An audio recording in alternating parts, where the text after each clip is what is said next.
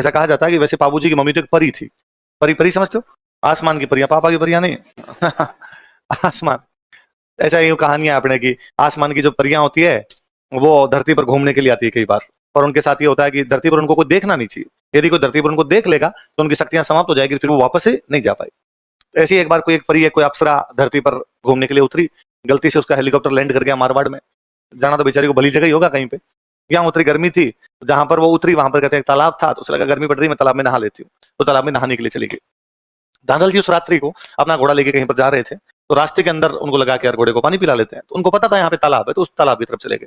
और जैसे तालाब के नजदीक उन्होंने देखा कि एक महिला तालाब में नहा रही है, तो धांधल जी तो स्टेच्यू हो गई वहां पर। उस महिला ने, उस परी ने देखा कि कोई व्यक्ति देख रहा है, तो उसने कहा कि अरे मिस्टर, तुम जो कोई भी हो, धांधली कर रहे हो,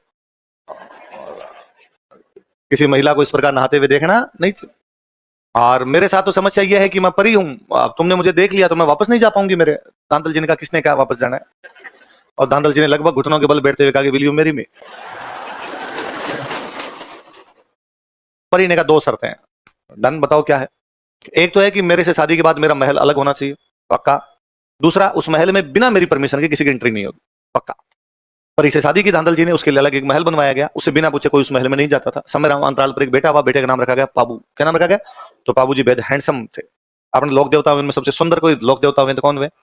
मम्मी पे चले गए।